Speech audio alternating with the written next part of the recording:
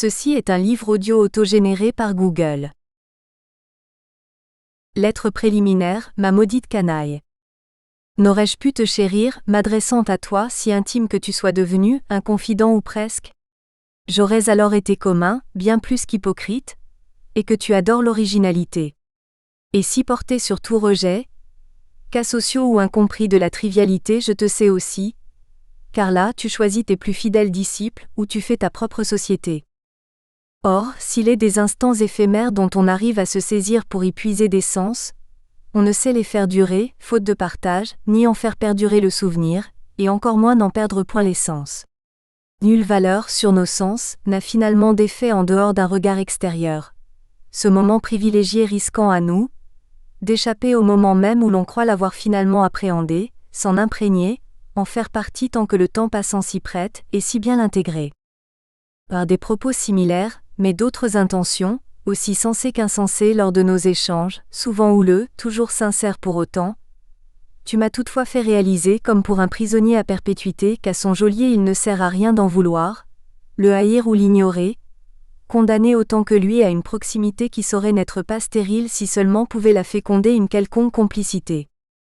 Et tel un condamné à mort, si peu résistons à ne pas se refuser l'ultime plaisir de satisfaire une dernière volonté, une véritable envie vraie, si possible, témoigner, dire sa vérité, laisser à qui ne ferait pas qu'entendre, mais saurait écouter ce qui serait encore mieux qu'un testament. Des paroles d'une thématique de combat, autant de bornes balisant une route pour servir sur nos pas aux êtres se bousculant tellement vite à nous bouter hors d'un temps où tout devient étrange, si vite étranger à nos pauvres âmes étrangères. Prenant la plume, j'ai le sentiment d'être dans l'un de ces moments et pour écrire comme interlocuteur privilégié, je n'ai que toi, mon pire ennemi. Les événements t'ayant imposé à travers ma mère, mais tout bonnement, bientôt peut-être, et je n'en suis point dupe, à moi directement aussi, c'est à toi que je me suis résolu de m'adresser avec très probablement ce que point tu ne lirais pourtant. Au fond, écrit-on vraiment des lettres pour être lues? Dans la satisfaction du besoin de s'épancher, se confier, le plaisir ou la peine, cette sensation unique protéiforme sont tellement grands que si peu le sort de l'écrit importe, sa forme, sa destination. Comme en rien l'absence d'un naufragé n'ôte à la planche flottant au gré des vagues d'être porteuse de salut, la lettre scelle dans la mer des mots, sa noblesse aussitôt partie et il importe peu alors à son message de parvenir au destinataire, être lu avec intérêt. Que l'on s'en désintéresse, que même l'enveloppe ne soit pas ouverte ou une fois scellée, jamais partie, le message de la lettre clairement formulé est à un récepteur d'office forcément transmis. Sitôt écrite, une lettre est déjà partie, même point postée, elle est aussitôt lue. Sans nul besoin d'arriver jusqu'à son récepteur indiqué, l'écriture est déjà une lecture, celle de l'auteur, par la magie épistolaire dédoublée, qui rend ses actes, sa compréhension et son appréhension des choses plus claires, déterminées, aussi volontaires et précis que son verbe, ou autant confus et désordonnés dans les gestes l'incarnant. Certes, ce temps privilégié, dont tellement tu as parlé ô combien fréquemment, a tardé à me paraître évident, mais désormais se manifestant, il me tarde d'en vivre pleinement le si fugace déroulement. Là est peut-être le propre de l'âge avançant, d'une vie d'expérience. On est réellement adulte, me suis-je dit, qu'une fois la valeur de l'autre est intégrée en la nôtre propre au point de ne savoir vivre sans sa présence, sans que sa disparition ou son absence physique altère la force et la permanence de ce que pour soi-même, il représente ou a représenté, en soi et pour son prochain. Être sage ne serait-ce pas saisir chez l'autre cette essence inestimable sans laquelle la nôtre propre ne serait en rien estimable, et l'estimant à sa valeur juste, faire de sa séparation, son éloignement ou sa disparition une présence? Quand cet autre est notre contraire, l'ennemi communément admis, n'est-ce pas le summum de l'altérité avalisée telle une identité? Ne dit-on pas si bien du reste, que la valeur de l'un et de l'autre n'attend nullement pour se manifester un nombre donné d'années ou l'avancée de l'âge? Le temps passant, l'on arrive même à en altérer la présence certaine quoique diffuse, et quand on finit par la réaliser, on croit trouver un trésor alors qu'on ne fait que le retrouver, l'ayant perdu à force d'oubli. C'est dans le besoin d'autrui que nous nous levons, et nous nous couchons à la vie. Nul autre ne la comble plus que l'image incarnée de ce que nous aurions voulu être, ce que nous aimerions devenir, cet autre soi-même, nous-mêmes en puissance, un soi, qui est bien un autre, ce virtuel mis à toutes les sauces aujourd'hui. Tu disais bien que l'amitié est l'altérité de soi-même, qu'elle préfigure la transcendance de l'être sur lui-même, l'élévation de son âme au-dessus de son être d'homme, sa chair, son sang. Et les meilleurs amis sont les étapes nécessaires à cette fin, où l'essence irradie tout le corps pour n'en rien faire qu'un pur esprit. Il me souvient du ciel de mon imagination d'enfant, constellé d'étoiles, que mes doigts n'avaient pas peine d'attraper pour y égrener le chapelet de mes rêves tout au long de mes longues journées à l'ombre du feu ardent d'un soleil pourtant constamment absent. Aujourd'hui, il arrive au soleil de briller par intervalles, mais les nuages des soucis ont tendance à faire disparaître les rêves d'antan et il me faut retrouver mon âme d'enfant, la sauvegarder tout en sacrifiant à la nécessité de l'âge adulte pour espérer refaire vivre ses rêves et un jour en faire réalité. Ne t'étonne donc pas que je t'écrive pour te livrer ces pensées intimes, toi qui t'es imposé à moi comme un malheur. Car te fréquentant, j'ai su reconnaître dans la fatalité son caractère irrésistible dont il faut comprendre la nécessaire signification, qu'alors il suffit d'accompagner pour que mue en compagnonnage une marche irrépressible vers l'issue entrevue. Et de m'interroger encore comment j'en étais venu à faire un confident de toi, mon intime ennemi. Je ne le sais trop, sauf à laisser vagabonder une imagination encore vaillante faute de mémoire éreintée par tes coups de boutoir dans un combat sur des champs détournés de nos batailles toujours espérées, quoique d'avance perdues. Sans cesse depuis un temps il y tourbillonnait, sous le gris ciel des soucis, des pensées en volatiles excités. À l'approche des pensées de mon jardin secret, elles se révélaient des rapaces qui instantanément saccageaient ces fleurs veloutées subitement de rouge sang coloré. C'était le rouge de l'émotion, tout autant de la vie que de la mort. C'était celui de ces moments désormais éphémères, comme mon jardin jadis fleuri de pensées dans ce désormais désert de ma mémoire aux dunes sahariennes ensablant mes pensées. Ces moments de lucidité où nos chants et danses les plus fous et nos larmes de joie affleurant apparaissaient sous leur vrai jour au champ de la vie, autant de traînes sur une condition humaine à l'avance condamnée. Par l'offrande de joyeuses libations vouées à une fin annoncée, elle n'est plus qu'une sorte de moulage de masques funéraires cherchant à garder l'effigie d'une défunte vie à l'issue fatale en une décomposition qui rend méconnaissables les traits avant de finir par les effacer. Tout y est en ruine dorénavant. La vie aussi que n'indiquent plus des graffitis de jeunesse en folie et même pas la fiente des volatiles vides disparus. Quand ils peuvent voir le jour, les tags sont vite effacés et les oiseaux ont depuis longtemps quitté des lieux où avaient disparu les cadavres de la vie qui y coulait, n'ayant pas de frontières les en empêchant ni étant plus en liberté. Dans un champ de myosotis en friche, ai-je encore conscience de me trouver, au sous-sol riche en engins de guerre et mines d'un temps ancien, en mesure à tout moment d'éclater, faire dégâts. On s'y refuse de reconnaître la réalité au fallacieux motif de ne pas plus s'affoler encore bien inutilement, pour la nécessité absolue d'occuper le terrain faute d'autres possibles choix. Est-ce l'absence immédiate de démineurs ou la peur peut-être, du coup en formation de déminage, matériel et moral, ou encore de l'effort d'en faire venir d'ailleurs? Qu'importe.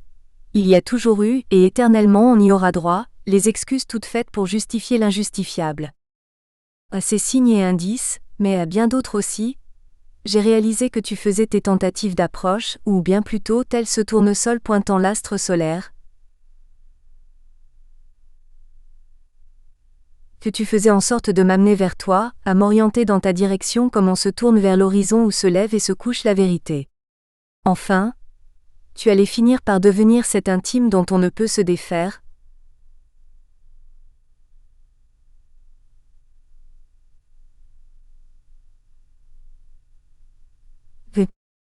tu étais déjà en moi, insidieusement comme tu l'étais, officiellement déclaré chez ma mère. Et je repense à ces signes. Sait-on faire autrement quand on est à la queue de la maturité au seuil de nos jours vermeils? Était-ce le sourire sur ma face lors d'une descente du métro après un incident technique?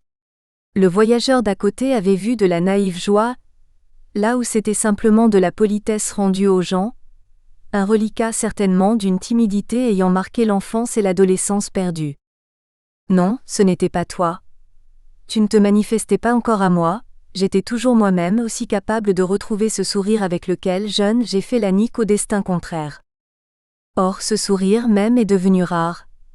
Est-ce un signe avant-coureur d'une vieillesse précoce ou simplement la retombée d'un temps où sourire est encore plus suspicieux que la mine patibulaire?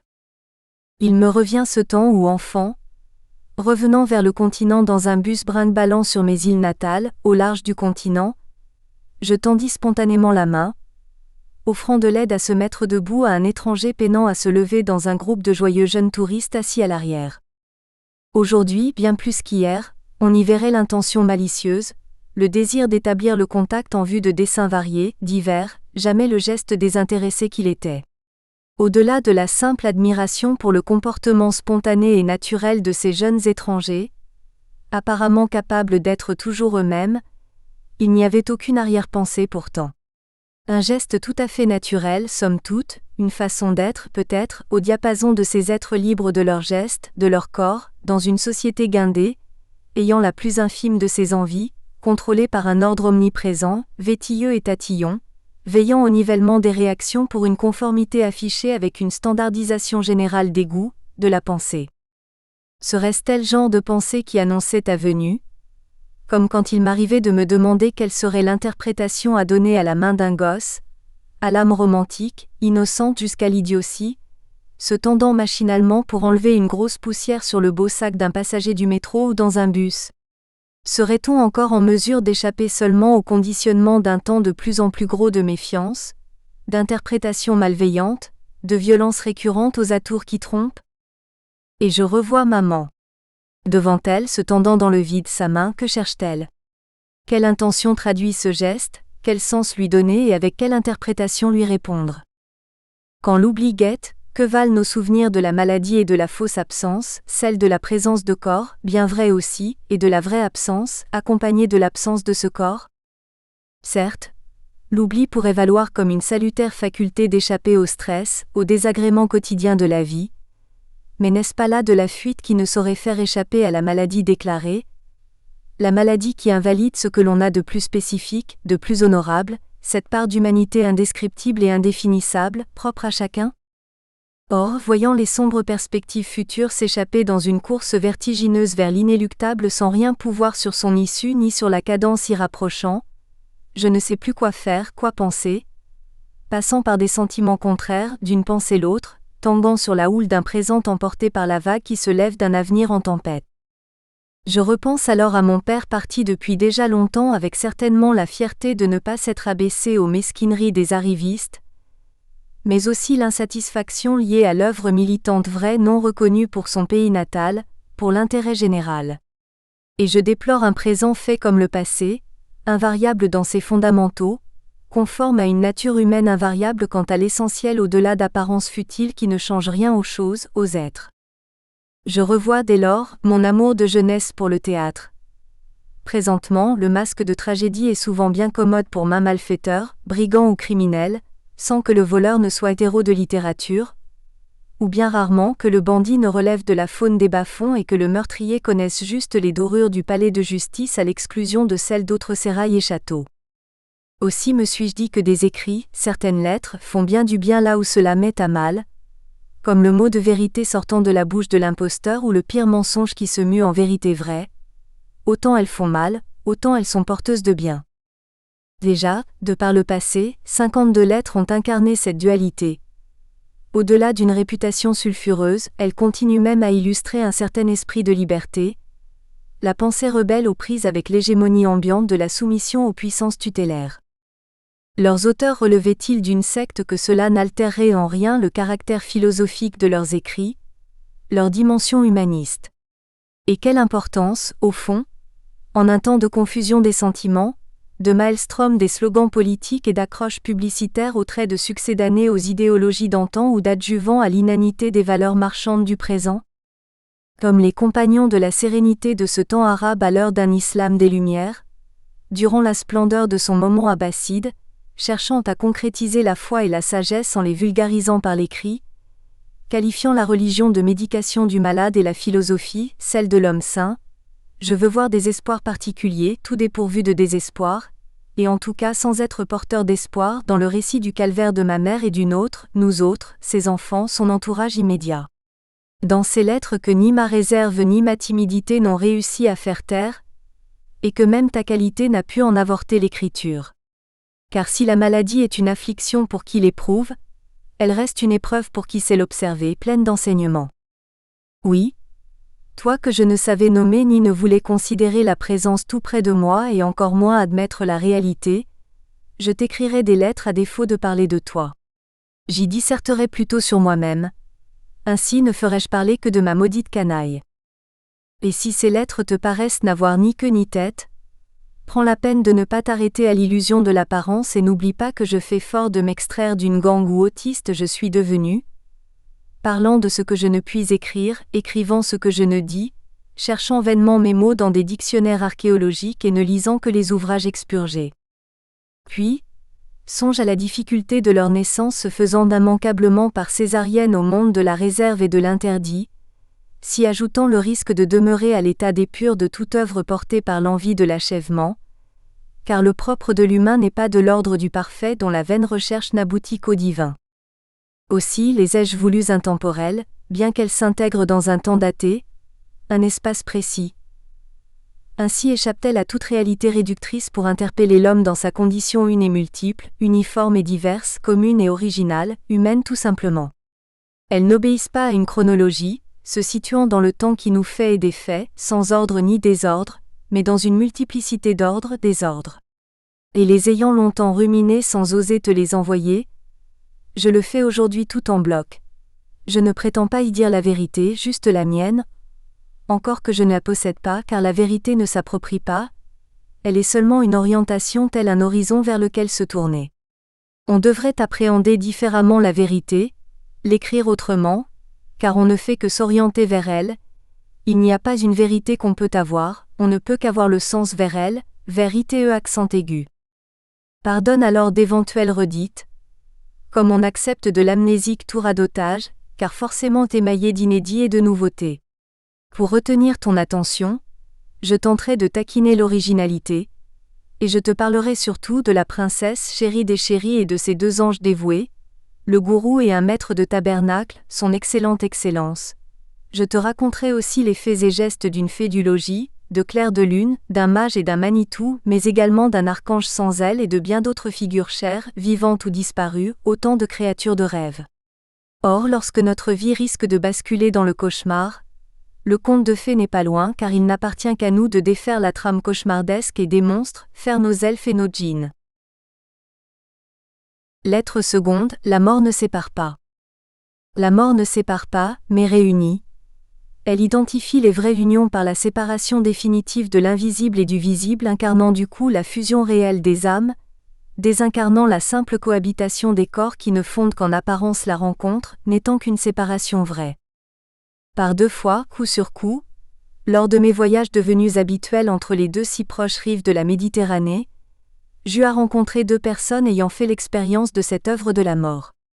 Ce fut comme s'il s'agissait d'un exercice de travaux pratiques pour des connaissances pourtant bien acquises, mais ne se devant jamais manquer d'être rappelées afin de ne pas sombrer sous le flot des soucis du quotidien, devenir une sorte de logiciel informatique présent sur la station de travail tout en étant inactif, car désactivé.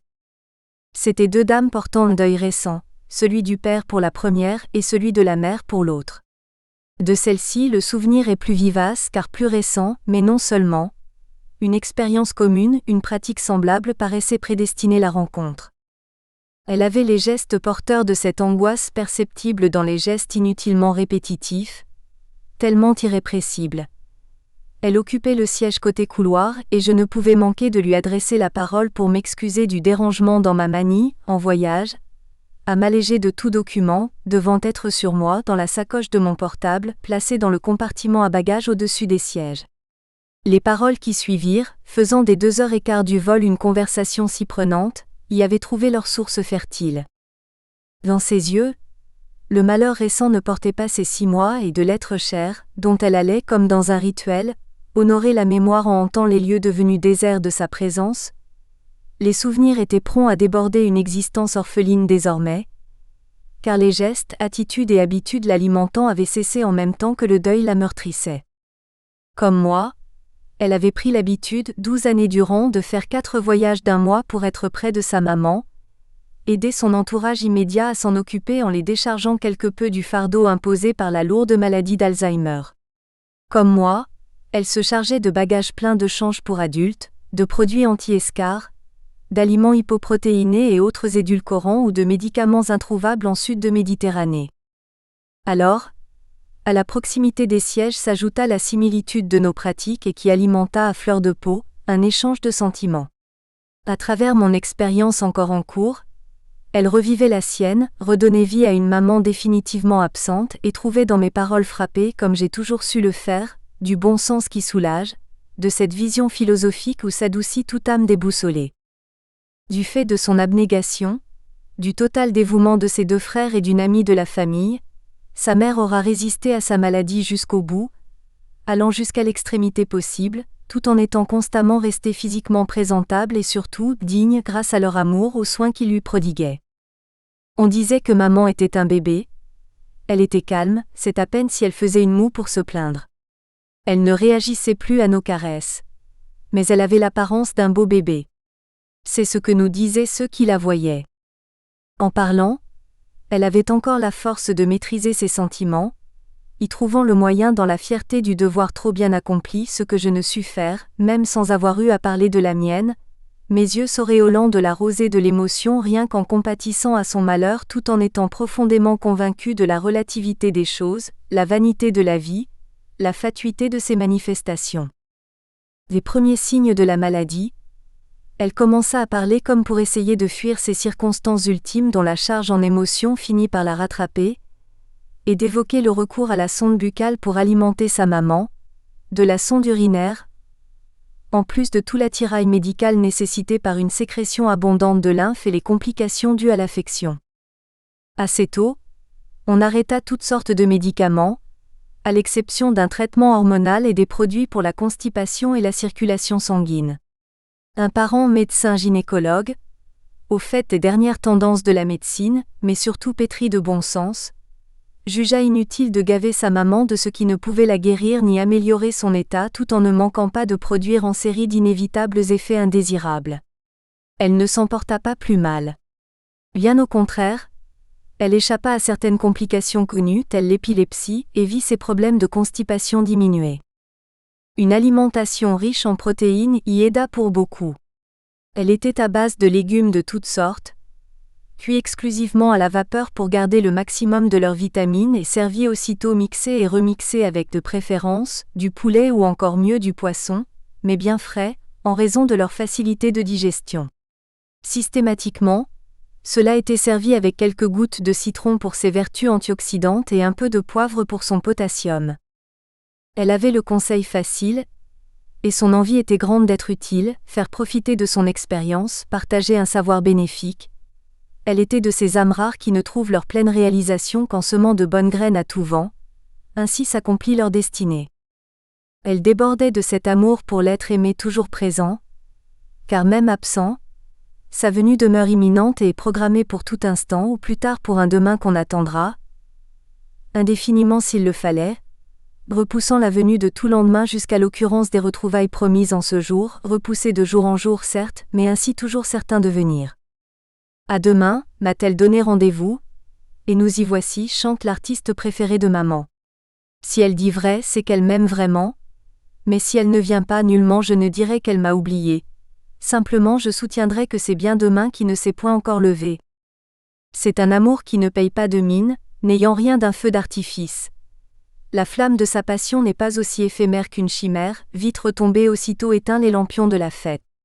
En lui, il n'est de place qu'à une foi qui se fait aveugle, se voulant totale, ne souffrant voir ce qu'elle nie, refusant l'existence de ce qui n'aurait nulle existence, car demeurant de son essence même superfétatoire par rapport à l'acte d'aimer, d'adorer. Comme elle, puisant dans mon expérience propre, je n'avais pas lésiné sur les mots qui réconfortent avec la dame du voyage précédent, allégeant le poids du deuil paternel. Partant de nos malheurs, je lui parlais de cette force vraie qui se niche dans l'apparente faiblesse qu'elle sublime, en faisant une alchimie d'une rare volonté, et je lui fis part de ma conviction que l'espoir d'atteindre à la sagesse passe par la nécessité de désapprendre ce qu'une vie censée être réussie se passe à apprendre, concluant que si la porte de notre cœur ne s'ouvre pas, ou rarement, il nous faut toujours veiller pour le moins à en maintenir les croisées ouvertes. De son père elle parlait comme d'un maître. Et alors je lui assurais que c'est le disciple qui fait le maître, que même s'il est porteur d'un message divin, un prophète n'est rien sans disciple actif, convaincu, veillant à le perpétuer. Ce maître appartenait à cette race croyant ferme aux valeurs d'antan et s'y accrochant bien qu'elles fussent comme chandelles soufflées, à s'éteindre sûrement en nous sans même le concours de ces vents contraires soufflant de temps à autre, emportant nos illusions. Que ne s'applique-t-on à garder sa langue aussi pure que son cœur et retenir son geste par les prescriptions impérieuses de sa morale, ses impératifs majeurs. Son interjection récurrente devant la fuite des convenances était dans sa bouche encore plus virulente. Elle la répétait, pleine de cette conviction sans appel, en rupture avec son temps. Et moi de m'évertuer à lui rappeler que depuis toujours, la vraie sagesse s'est écrite sur les grains de poussière, dont l'air se charge d'être partout porteur, et sur la surface des eaux au courant en mouvement sans cesse renouvelé. Commune ainsi à tout être vivant, susceptible d'être perçu partout, chacun pouvait en être, s'y immerger. Encore fallait-il l'accueillir et la cultiver, la porter et la transmettre avant sa disparition sous le naturel jeu des éléments ou après la patiente attente de sa réapparition sous le même effet ou grâce à une abnégation d'archéologue. Et elle sembla convenir que, matinée de sagesse, les valeurs sont bien des convictions si fortes qu'elles remplissent l'être de pouvoir insoupçonnable, lui faisant pousser des ailes, l'amenant à volter dans une lumière transcendante de foi brûlante consumant toute attache, retenant à terre, collant à la glaise. Le deuil est alors dans l'oubli du souvenir du disparu, alors que son évocation est une perpétuation de ses valeurs, sa geste, son parcours. Je vis alors ses yeux, soudain, briller sur ses lèvres comme des mots qui se dessinaient sans se montrer, et je me suis dit qu'en professeur de littérature française, elle devait se répéter les stances de Voltaire à Madame du Châtelet que je venais d'avoir à l'esprit et qui, par cette proximité rendue possible par notre échange, devait avoir trouvé chemin vers elle comme par enchantement. On meurt 2 fois, je le vois bien. Cesser d'aimer et d'être aimable. C'est une mort insupportable. Cesser de vivre, ce n'est rien. Lettre 3e, père parti. Sur la pointe des pieds était parti son père. Après s'être activé dans le jardinet familial à son habitude, il était rentré s'étendre et sereinement parti pendant son sommeil. Un départ idéal, commentai-je, si tant était que l'on pouvait qualifier la fatalité. Elle avait parlé de ce père aux idéaux à la rigueur revêche, dans un environnement au relâchement continu des valeurs. Et ma remarque qu'il continuait à travers elle, si elle prolongeait ses idées, sa pratique, parut lui faire le plus grand bien en plus de mon laïus sur l'illusion de l'absence, l'irrésistible présence de l'absent quand en nous, sont irrépressibles la pensée à lui, à son souvenir et son action ou ses volontés, ses envies, ses désirs. Cela faisait bien 8 ans au moins que maman, tout en étant parmi nous, n'était plus totalement présente. Les moments d'oubli qui en furent la toute première manifestation étaient noyés dans de longues périodes de détachement, d'absence. Ce fut évident au lendemain du décès de mon père.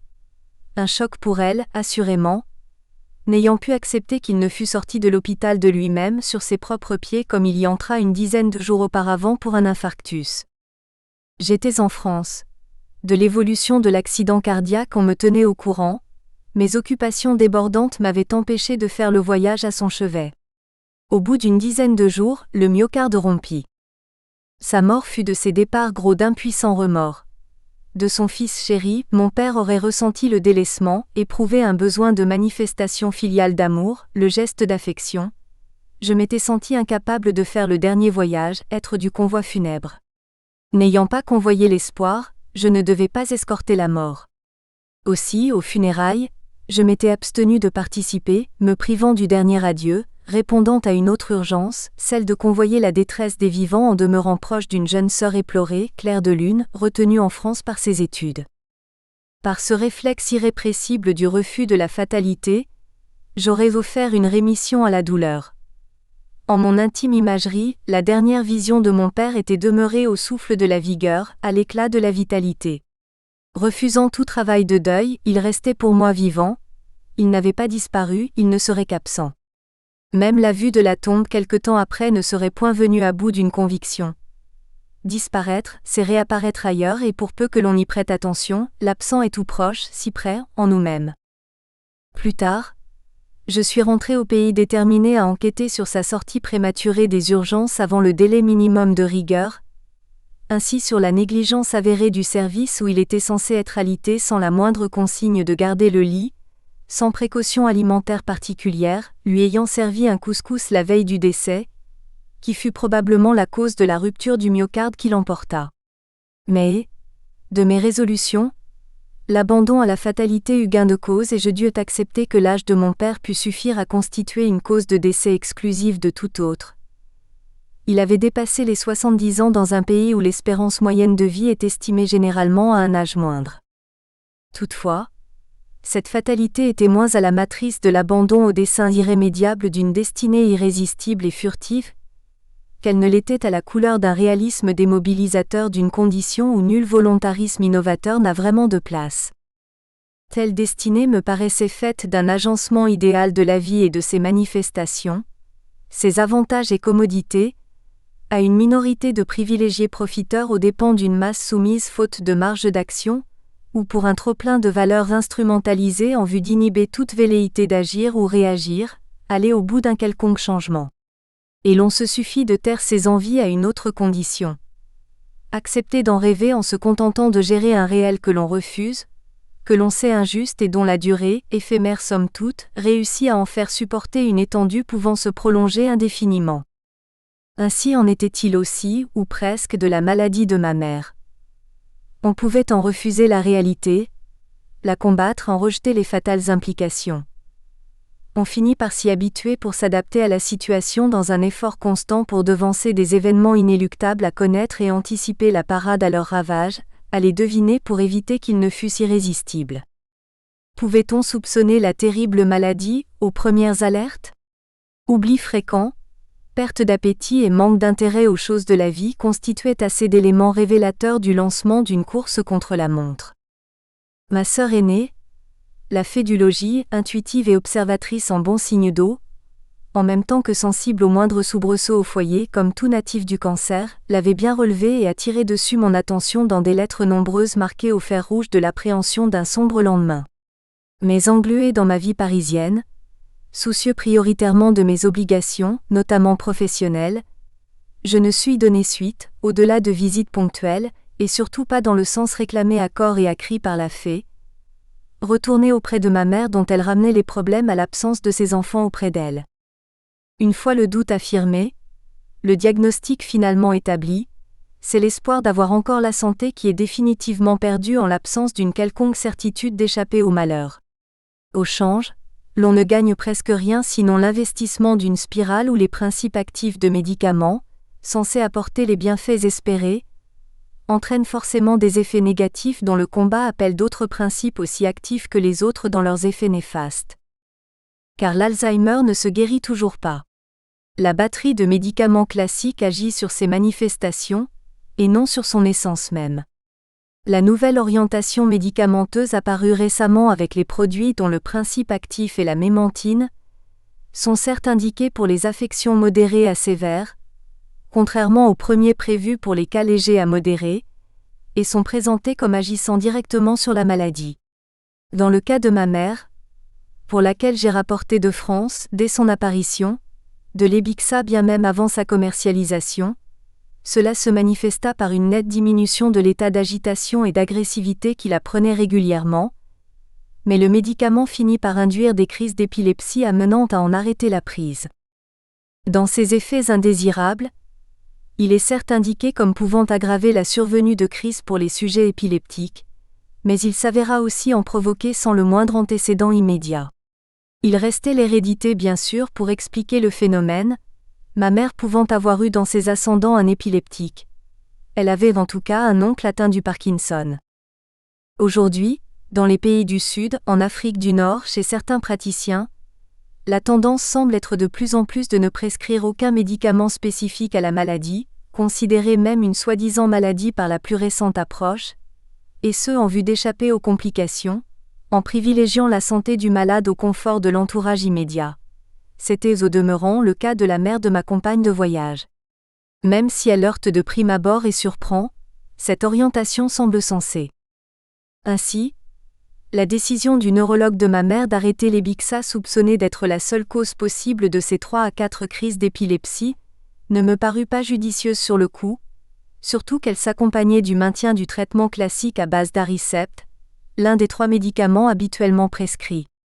Je ne pouvais accepter qu'on éliminât le seul médicament disponible, censé être le plus approprié à la maladie, tout en maintenant le second qu'elle prenait en même temps, et qui n'était notoirement pas adapté aux manifestations lourdes de l'affection.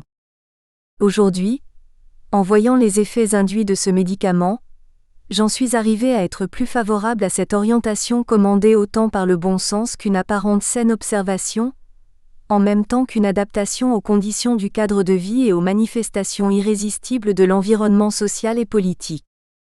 Quand les moyens modernes, ou les moyens tout court, manquent pour soigner une affection selon les standards mondiaux reconnus et que l'on dispose de sortes de substituts, d'adjuvants efficaces faisant partie de la vie de tous les jours, comment résister à la tentation d'y recourir d'autant que cela demeure sain en plus d'être efficace?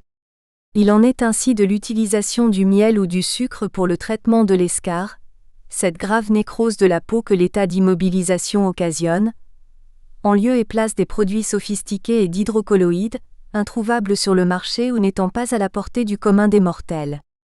On n'a pas eu à faire cette expérience, mais on en a eu connaissance de par le médecin qui eut à traiter ma mère d'une escarre du talon qui faillit nous surprendre, échappant à notre vigilance, pour prendre place et commencer à s'installer suffisamment pour que son traitement et sa totale résorption occupassent tout un été et le début de la saison suivante.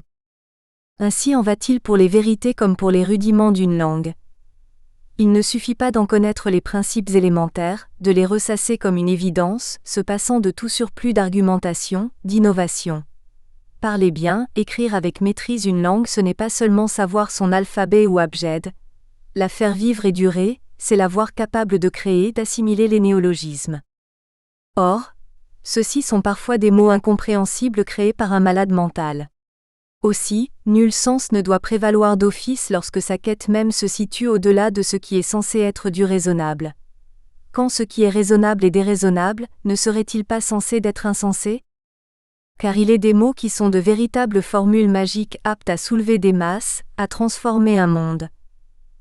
Ils manquent tellement d'originalité que leur vrai sens échappe au commun des hommes, même aux plus cultivés croyant avoir accès à la connaissance grâce à leur seul savoir. Quand celui-ci ne révèle ses mystères qu'aux sages, les initiés aux secrets qui sont d'autant mieux inconnus qu'ils sont scellés dans une apparente banalité. Lettre 4e, l'eau de mer.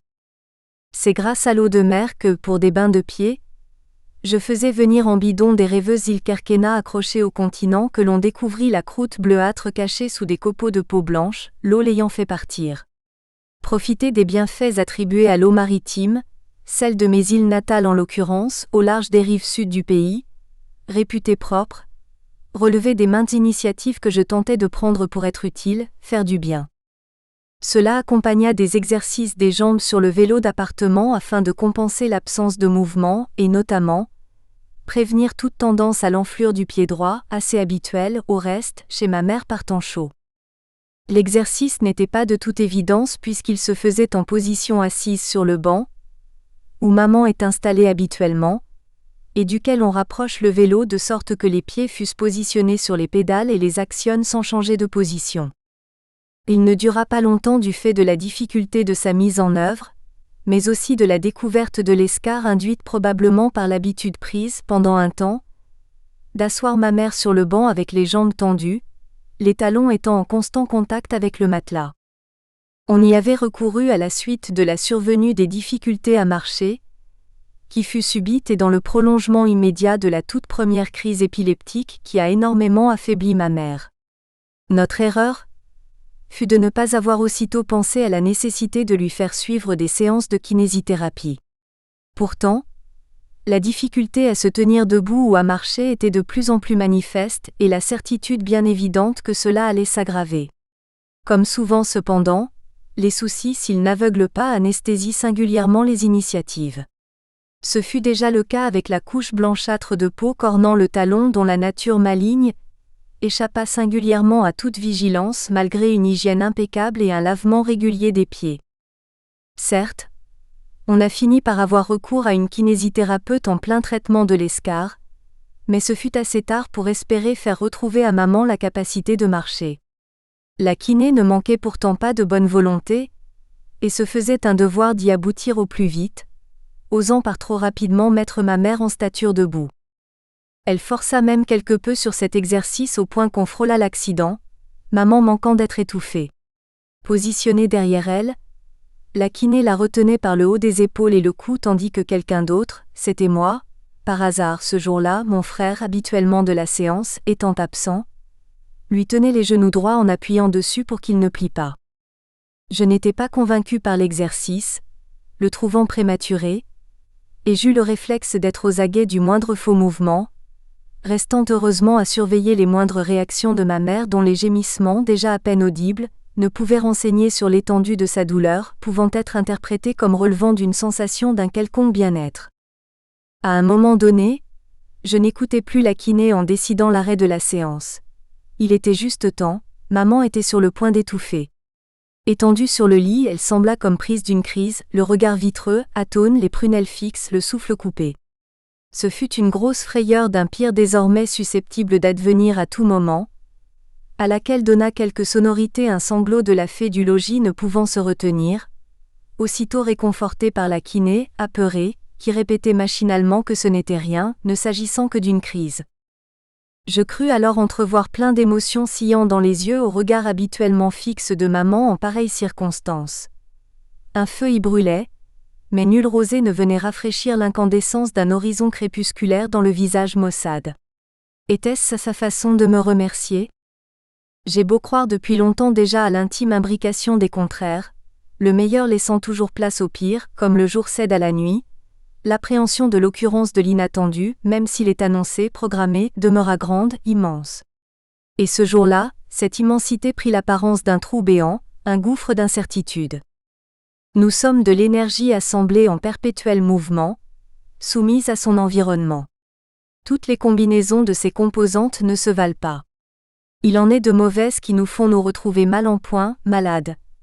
Il suffit d'une bonne combinaison et nous voilà pleins de tonus, de santé. La clé d'une énergie utile est l'harmonie entre ses composantes, la sérénité dans leur mouvement. Or, cette harmonie fait défaut dans nos sociétés. Son absence est à la source de plein de nos problèmes. En son lieu et place, il y a un sentiment diffus de peur. On ne sait même pas de quoi l'on a peur, c'est juste un sentiment qu'on trompe comme on peut. Certains le renient par la fanfaronnade, d'autres le conjurent avec la piété. Les paroles de la chanson écrite par Abderrahman al-Abnoudi pour le chanteur populaire égyptien qualifié du surnom de Rossignol brun, superbement mise en musique par Bali Gamdi, résume bien ce phénomène bien diffus dans toutes les sociétés arabes, y compris celles des anciens pharaons. Cette dernière, grâce probablement à son passé illustre, a le mieux su mettre assez de distance avec ce sentiment en le gérant avec la dérision et en arrivant à en styliser les aspects ou à les réinterpréter. Les restes du jour ont fui. Face aux hordes crépusculaires de la nuit. Silencieuses, en douce, elles avancent. Entre les arbres verts d'insouciance. Et pour notre perte, elles ont viré la lune de notre obscurité. Et dans le canal, notre patrie m'a dulcinée. Se laver les cheveux, tout habillé. Dans l'attente de sa dot que je ne pouvais apporter. Ce jour-là, il nous en a fallu pour faire face à l'épreuve de la peur. À nouveau, c'était pour moi l'occasion de vérifier par l'expérience que l'essentiel n'est pas de croire, mais de connaître. Il ne suffit pas de savoir que telle notre existence rythmée par la cadence des naissances et des morts, notre vie est faite d'une succession de jours et de nuits, notre cœur a un côté obscur et l'autre rayonnant, notre âme est tantôt ombreuse, tantôt éclairée. Il faut les épreuves pour en mesurer la réalité, et c'est leur succession et la persistance de la conviction qui finissent par nous amener à vivre le ciel sur la terre, y connaître l'instant de la certitude comme un soleil éclatant de chaleur, de lumière, chaque nouveau jour après qu'il se soit invariablement couché au déclin du jour passé. Cette vérité qui est la nôtre, enfouie au plus profond de soi, est notre essence, notre véritable identité où réside une force insoupçonnable d'âme, une réelle puissance magique, à la matrice de la force divine. Or, si l'on arrive parfois à la deviner, on ne fait généralement que la percevoir au mieux. On ne sait ni en prendre vraiment connaissance ni en avoir la vraie mesure, être certain de sa réalité, de sa consistance, au point d'en faire son identité même. Et nous ne l'avons que seulement en réussissant à la nommer, à se faire nommer et appeler comme telle par autrui, étant certain que l'on n'existe définitivement qu'à travers les yeux d'autrui et dans des yeux extérieurs. Il est vrai que toute œuvre réussie, voulue utile, nécessite une initiation. Rien ne vient sans exercice. La persistance de l'effort, quel que soit le domaine où il se déploie, ne serait-ce que la passion de lire et encore mieux, la réflexion et la méditation que dévalorise le mode moderne de vie, l'empêchant d'avoir lieu. Et l'on finit par réaliser que ce n'est pas faute du meilleur qu'on a souvent, sinon toujours, le pire en toute occurrence, c'est que le pire est commun alors que le meilleur est rare comme toute chose précieuse. Le premier participe davantage de la nature humaine imparfaite, alors que le second est bien plus infime dans une condition où le parfait relève du divin vers lequel elle ne tend pas toujours et dont l'occurrence est fonction de concours de circonstances souvent exceptionnelles. Il me fallut bien l'admettre, ces circonstances, je les vivais auprès de ma mère, à travers elle, avec elle. Encore plus que pour elle, ma présence était aussi pour moi-même qui ne suis issue d'elle que pour en être le prolongement, au propre et au figuré. Chérie des chéris, elle a droit à tout. Rien ne peut suffire à se satisfaire de ce qui se fait pour elle, avec elle, car tout est en deçà de ce qu'elle mérite, auquel elle peut prétendre, y avoir droit sans pourtant l'avoir jamais sollicité. Pour elle, je délaissais tout, snobant le superflu de luxe, le viatique nécessaire, faisant plus que jamais usage de ma maxime de toujours. Alors des faveurs, préférons les faveurs des cœurs en or. Avec elle, je voyage dans le temps et l'espace. Souvent, sur le chemin de la maison la rejoignant, la vision des certains palmiers dattiers m'emmène en périple dans l'Égypte antique. Leur fine stature légèrement penchée évoque la mère intemporelle, inspiratrice de la Vierge des chrétiens. La déesse Isis, pleurant son époux, protégeant son enfant, et leurs fruits ont la douceur des plus belles paroles du cœur. Et je me retrouve en prince pharaonique atteignant l'extase de la sagesse, de la sérénité, en laissant trace dans sa demeure d'éternité, quelque part du côté de l'actuel Aswan. Aurais-je été un temps en une autre vie, le prince Sarenpou ? Comme en son tombeau, ma demeure dernière sera une sorte de tombeau littéraire porteur de messages, un témoignage. Je touche le ciel. Ma tête perce le firmament. J'érafle le ventre des étoiles. Je brille comme elles. Je connais la joie céleste. Je danse comme les constellations. Lettre 5e, à chaque voyage. Comme à chaque voyage, je retrouve ma mère le soir même de mon arrivée. L'avion se pose en début d'après-midi à l'aéroport principal de la capitale, au nord du pays, et je prends aussitôt la route avec mon frère qui vient à ma rencontre pour Sfax, la plus grande ville méridionale du sud, la porte du désert, à un peu moins de 300 km de Tunis. Heureusement que la douane est devenue moins tatillonne qu'avant, ce qui permet généralement de passer sans trop d'encombre, juste en précisant la nature de mes bagages, notamment la contenance de mes cartons de change. C'est de ces produits que je suis le plus chargé, ce qui se trouve sur le marché local n'étant pas suffisamment adapté à la situation de maman. Après divers essais de marques variées, l'on arriva à utiliser les couches-culottes de la marque suédoise Stena, le modèle Expert Pants Super, pour un port de jour et pour les fuites nocturnes plus abondantes, d'échanges complets, des Tena Slip Maxi. Aussi longtemps que ma mère pouvait marcher et surtout se tenir debout, on utilisa un change à ceinture, le Flex, toujours de la même marque suédoise, assez facile de pose, venant entourer la taille avant d'être positionné. Depuis que maman n'a plus marché, ce change est devenu moins pratique à mettre. De plus, il retenait de moins en moins les fuites. À la recherche constante du meilleur produit possible, je finis par en trouver deux autres semblant d'une capacité absorbante équivalente. Un anglais, l'équivalent pour adultes du Pampers des enfants, et un danois.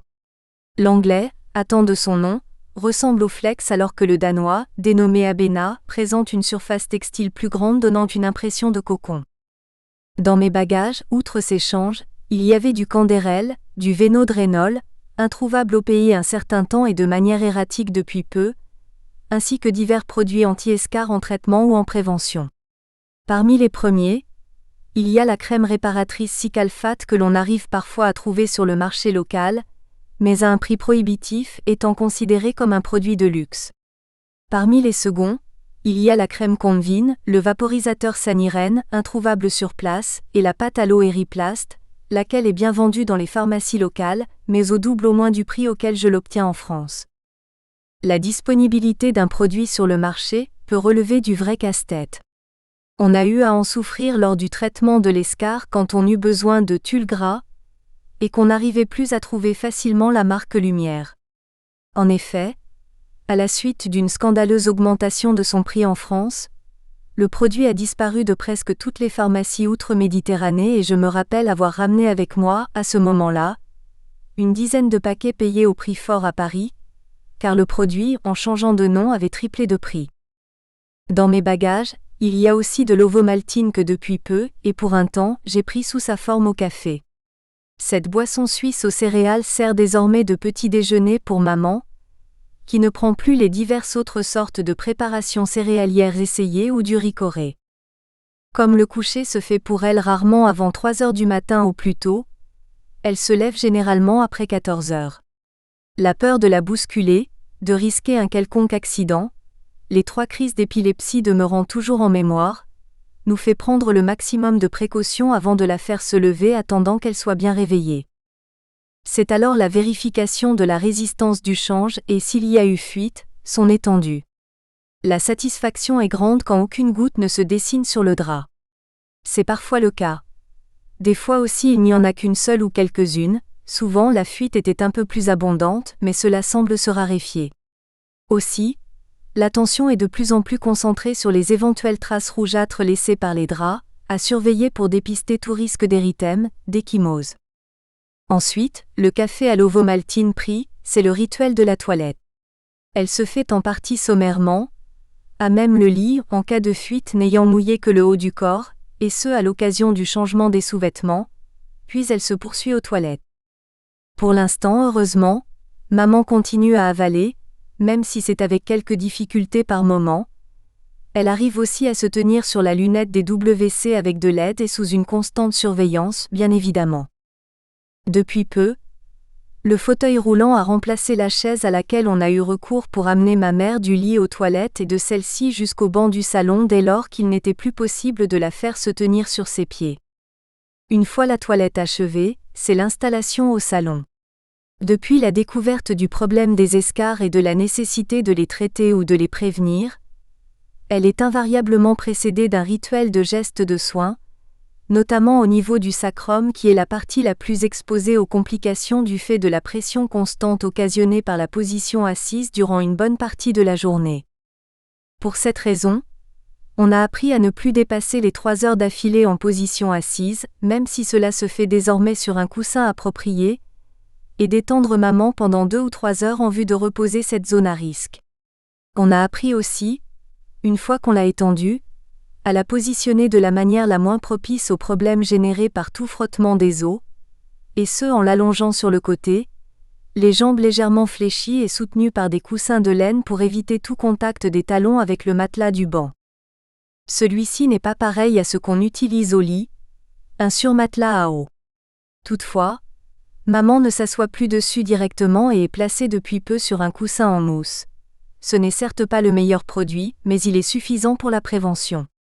En matière de traitement, en effet, quand l'escar est en train de se constituer, il est plus indiqué d'utiliser un coussin à air ou pour le moins, à eau. Devant la télévision allumée pour capter son regard, ce qui a tendance à se faire de moins en moins, commence ensuite le marathon du repas suivi de la prise des médicaments. Comme maman n'a plus trop la capacité de mâcher aisément et avec les difficultés d'avaler de plus en plus grandes, tout lui est servi après un passage préalable au mixé. On arrive encore, par moment, à utiliser une cuillère pour lui faire manger un œuf à la coque, sinon c'est un lait de poule, et même les deux quand elle a de l'appétit, que précède un jus de fruits devenu systématique depuis qu'on commençait ses difficultés à boire de l'eau. Pour mieux lutter contre la fragilité de la peau et ses affections, surtout quand l'organisme est affaibli, il n'y a rien de tel que d'ingurgiter des quantités suffisantes de protéines et de s'hydrater abondamment. Il est établi en effet que les malades d'Alzheimer décèdent moins de la maladie proprement dite que des complications qu'elle induit en termes de dénutrition ou d'affections qu'on attrape et qui, combien même elles pourraient être bénignes, profitent de l'affaiblissement généralisé du corps pour faire leurs irréparables dégâts. Parmi les complications fréquentes, on relève surtout la thrombose veineuse liée à la perte de mobilité et l'accident vasculaire. Ces séances quotidiennes, où je veille à bien faire prendre à maman ses repas et ses médicaments, sont des moments privilégiés de contact et de communication. Or même si verbalement, cette dernière est devenue quasiment impossible de la part de maman, il n'empêche que je la pratique avec les mots les plus doux, les plus chaleureux, des intonations de voix rassurantes, charmantes et des expressions du visage, agréables et gracieuses. Le tout accompagné de gestes et de signes pleins de caresses, le toucher finissant par être encore plus parlant, plus éloquent que la parole. Et le miracle a lieu dans un sourire, un geste de maman, cet amour qui répond immanquablement à l'appel de l'amour. Car et on l'oublie souvent, le malade atteint d'Alzheimer conserve tout son affect et ses sentiments restent intacts, et ce jusqu'au bout, même s'il n'arrive plus à les exprimer. Aussi est-il conseillé, dans la mesure du possible, de l'impliquer dans la vie de tous les jours, de ne pas ignorer sa présence lors des conversations, et surtout de le traiter avec respect en n'en parlant jamais, au grand jamais, comme s'il était absent. Cette dignité à respecter était aussi de rigueur lors de la séance du matin, surtout lors des soins, durant laquelle il fallait veiller à avoir un comportement qui respecte et préserve la dignité de maman, la traitant en alter ego, se mettant à sa place. Pour cela, il n'est pas nécessaire d'être infirmier ou aide-soignant. Il suffit de s'imaginer à la place du malade et d'agir avec amour, une réelle affection. Que n'adopte-t-on pareille attitude tout le temps ? En politique spécialement, cette manifestation majeure de la vie commune. On a tendance à oublier en effet, que c'est tout simplement dans la tête des hommes que se situe, tout comme il se conçoit et se concrétise ou s'inhibe et accourcit, leur modèle de société et leur régime politique. N'est-il pas de tout temps vrai qu'il ne sert à rien d'avoir la batterie des lois nécessaires pour la plus parfaite démocratie, si les esprits ne sont pas prêts à en croire l'utilité ni ne peuvent en user sans crainte ni peur ou contrainte, sinon il ne s'agit que de cadres formels, trompeurs, encore plus pernicieux qu'un régime franc d'interdits et de prohibitions ? Que vaut une démocratie formelle si les organismes de contre-pouvoir sont muselés, ou s'automusellent, si les leviers pour contrer les abus ne sont pas activés par peur ou sous les influences les plus diverses et les intimidations ? Au demeurant, bien des dictatures modernes ont compris que même des oripeaux d'une apparence de démocratie sont plus efficaces dans un système d'autodictature ou de terrorisme mental. Aussi est-il donc utile et efficace d'agir bien plus sur les consciences, sur l'information et l'éducation des masses. Et il est moins important de songer à ériger un système politique de liberté que d'assurer et bien asseoir d'abord la liberté dans les têtes, car une fois les consciences rassurées, elles sont aptes à créer le système adapté pour y assumer totalement leur propre autonomie, et ce même si elles sont dans des systèmes de négation des libertés. Ne dit-on pas que la démocratie se mérite ? Or, ce n'est pas seulement le mérite de la vouloir et d'y penser, mais d'en vivre les manifestations à l'échelle de soi d'abord et aussi à l'échelle des autres en étant en conformité avec son être, sans avoir à vivre un partage de personnalité, relevé d'un être éclaté en dimensions contradictoires développées pour vivre ou survivre, être tout simplement schizophrène. C'est ce même mécanisme qui, de vraie démocratie en apparence, fait de simples mécanismes de dictature cachée, la démocratie n'y étant que simulée, se réduisant à des rites et des slogans, et c'est le même mécanisme qui permet de déceler dans de véritables dictatures les germes de vraie démocratie qui finissent, une fois arrivés à maturité, par renverser l'état des choses et faire coïncider le régime politique avec le régime de pensée. Mais pour être opérant, ce dernier régime, cette pensée ne doivent pas être le propre d'une minorité, d'une élite, car même dans une dictature, il existe une élite éclairée qui est soit au service de ce régime, soit l'acceptant. Quitte à le subir par une conviction d'élitisme, pouvant être le produit d'un simple processus de démission psychologique, que la masse est différente d'elle, qu'il ne sert à rien d'en attendre quelque chose et encore moins de l'informer, en attendre de vouloir se libérer. Or le moindre regard, un simple geste font de tout exil, y compris et surtout celui que l'on vit à l'échelle de sa propre personne, un lieu familier, bien plus qu'une terre natale ou un foyer heureux. Cela arrive quand, à l'échelle de l'individu, l'amour et même tout simplement parfois le désir étanche encore mieux que la soif charnelle une fin originelle de proximité humaine, la détresse d'être esselé, étranger en un monde étrange perçu ou conçu comme tel. C'est alors qu'une parole amène, un regard ami, sans parler d'une accolade ou d'une étreinte, sont en mesure d'être à la fois une fuite pour l'inconnu enchanteur dont on rêve ou l'arrivée d'un voyage du pays des merveilles méconnues, celui du meilleur régime politique pour les humains y inclus. Lettre 6e, la princesse de l'île. Une véritable école de la patience et de sang-froid fut cette maladie, une sorte de mythe au ravage immédiat. Outre la placidité nécessaire pour faire face à un malheur dont on savait devoir s'habituer, qu'il fallait accepter sans vraiment pouvoir s'en accommoder, un immense effort était à faire sur soi en vue d'acquérir une meilleure aptitude à être efficace, utile. L'attention, constamment sollicitée, doit être à l'abri du relâchement de la fatigue, de la négligence. L'emportement à bannir se doit de résister aux multiples occasions d'irritation, d'excitation, autant de provocations comme programmées. L'amour et la tendresse, bien loin de la pitié, sont à maintenir et à maximiser par des gestes appropriés et des mots adaptés, d'autant plus difficiles qu'ils peuvent être rejetés, repoussés, mal compris ou mal récompensés. Or ils sont essentiels quand la communication aux stades avancés de l'affection a tendance à se réduire et à se raréfier, le toucher, les mimiques devenant si importants, si capitaux. Bien qu'il lui arrive de baragouiner par moments, maman ne parle presque plus. Dans ce qui lui reste de réflexe, encore assez intact heureusement, le regard exprime souvent cette absence mêlée de défiance que génère l'oubli de tout. Aussi importe-t-il d'y faire briller l'éclair de la confiance, d'allumer un feu de sensation de proximité sur les traits, voir pousser et s'ouvrir des pétales d'un sourire sur une bouche en rose fleurie par douces paroles et tendres caresses pour le bonheur d'un visage constamment souriant. Quand maman mangeait encore un peu plus normalement, il m'arrivait de me faire piéger par des irritations dues à des difficultés de mâcher, des lèvres ne s'ouvrant que difficilement pour avaler ou une bouche qui ne retenait pas les aliments, les laissant échapper, des bouchées qui s'éternisaient. Pourtant, il suffisait de s'imaginer à sa place pour se défaire d'une partie des habitudes empêchant de s'adapter à une situation exceptionnelle qu'on a la mission de maîtriser, sinon, pour le moins, de gérer au mieux. Aujourd'hui, la séance du repas commence après le petit déjeuner, réduit au café aux céréales pris au lit, et la toilette quotidienne. Elle dure bien facilement 2 à 3 heures et se termine avec la prise des médicaments qui ne sont plus que les suivants: Atepaden, Vénodrénol, Aspégique et Dufalac. Il est alors temps d'interrompre la pression exercée sur le sacrum en changeant de position. Aussi, lui faisant abandonner la position assise en étant maman sur le côté pendant 2 à 3 heures. Cela nous amène au commencement de la nuit. Débute alors la seconde séance de repas avec la prise des médicaments du soir. Le lever de cette sorte de sieste tardive est régulièrement précédé par un petit quart d'heure minimum de mouvement des membres dans l'espoir de compenser quelque peu l'absence de motricité.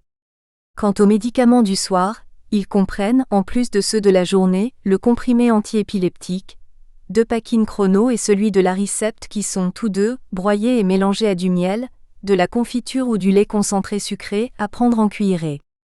Mais depuis les difficultés de maman à ouvrir la bouche, à avaler, on a pris l'habitude de diluer les comprimés dans du lait sucré au candérel qu'on arrive à lui faire boire un peu plus facilement.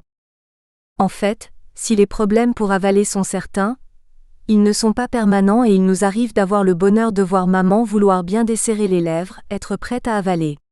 Cela se produit bien évidemment, plus souvent pour ce qu'elle aime habituellement et ce pour peu que l'on réussisse à placer la première cuillère. C'est le cas par exemple, de l'œuf à la coque ou d'une jardinière au saumon finement passé au mixé. Mais quand elle éprouve une gêne quelconque que notre perspicacité ne détecte pas nécessairement ou ne sait contrer, comme pour ces difficultés dues à une constipation chronique, il est bien normal que l'envie de quoi que ce soit lui manque ou soit au mieux à éclipse. Le dîner et la prise d'une partie des médicaments du soir se prolongent assez facilement au-delà de minuit. Place alors à une nouvelle séance de repos pour les fesses avec 2 petites heures au moins de position étendue sur le côté, avec le jeu d'oreiller entre les pieds et à l'appui des talons. Toutefois, s'il se fait tard, la séance est écourtée et se passe sur le fauteuil légèrement incliné. Comme au lever précédent, il est nécessaire de vérifier l'état du change et de l'enlever s'il est mouillé. Cela nécessite le maintien de maman debout, ce qui ne se fait pas sans difficulté.